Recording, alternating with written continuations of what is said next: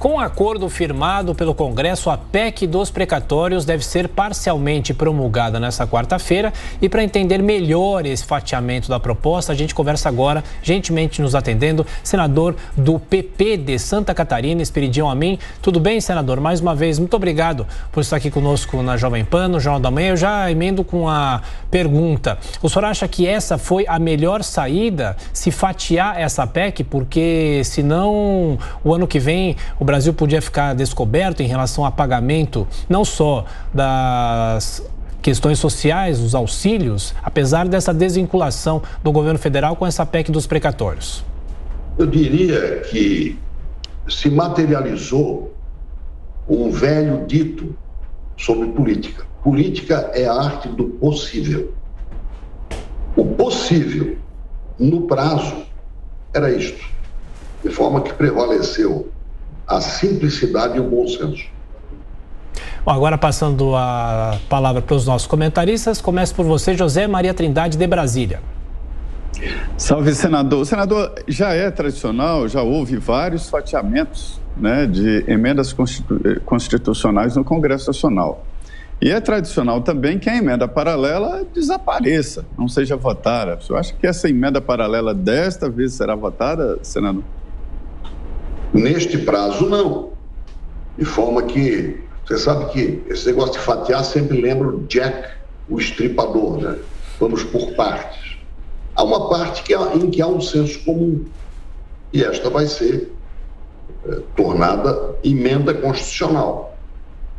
A outra parte, ou as outras partes, vão depender de uma anuência, de um acordo, de uma concordância das duas casas.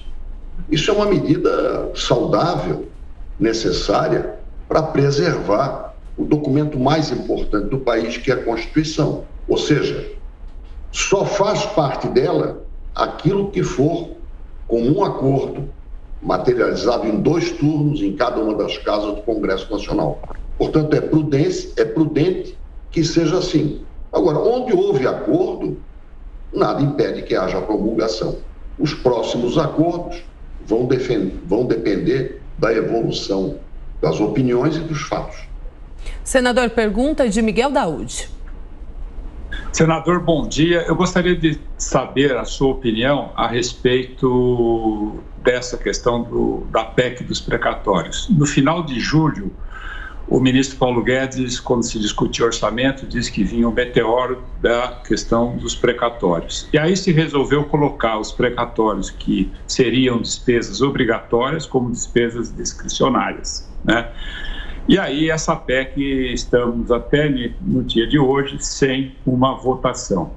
Essa expectativa trouxe um cenário muito pessimista que fez com que o dólar subisse, a inflação subisse, o Banco Central elevasse a taxa de juros sem que não houvesse nenhuma mudança na economia. Somente a expectativa nos trouxe até aqui, nesse cenário deplorável.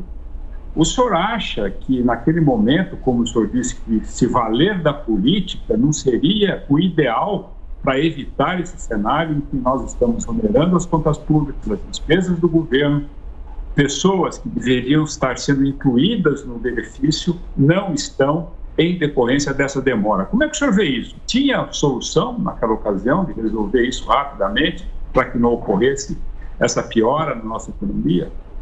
Em primeiro lugar, houve um erro de diagnóstico, e não foi só do ministro Paulo Guedes. Eu também achava que era um ponto fora da curva, ou um meteoro. Não é. Tudo indica que é uma nova curva. Seja pela celeridade da justiça, seja pela elevação da taxa de juros, o rentismo que tinha sido abolido durante a pandemia voltou a graçar no Brasil com uma taxa de inflação em aparente ascensão, com alguma duração. Então, o que facilitou a vida dos especuladores foi, primeiro, o erro de diagnóstico. Segundo, a demora na solução.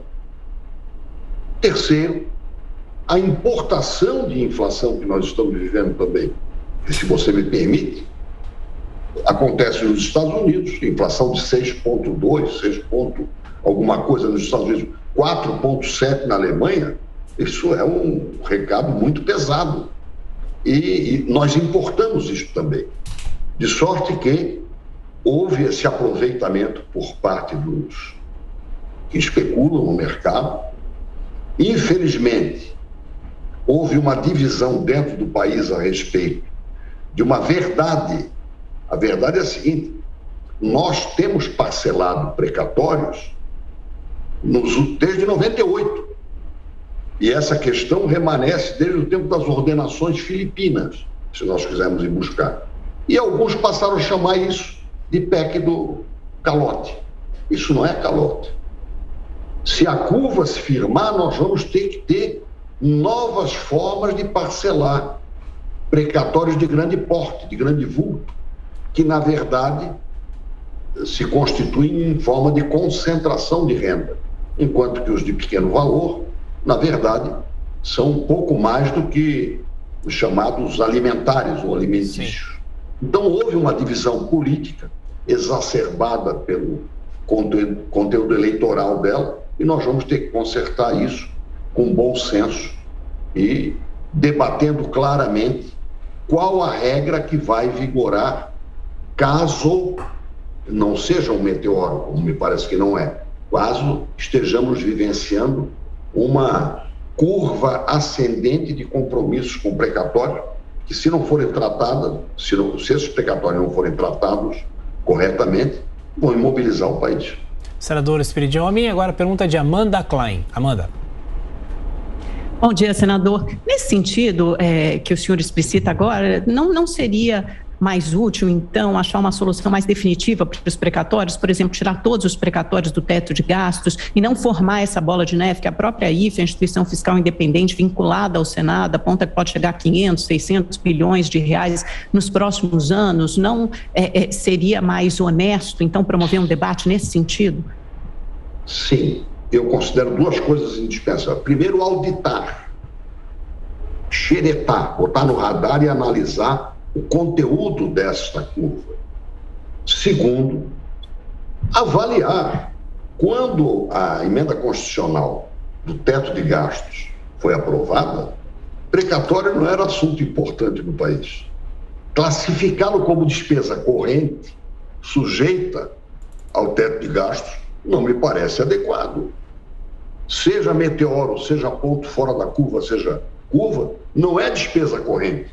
É despesa judicial, que, caso legítima, como eu acho que nós devemos cuidar para conferir a legitimidade dessa despesa, não é uma despesa corrente. O governo não está gastando mais do que devia, ou seja, não está cometendo uma infração ao teto de gastos.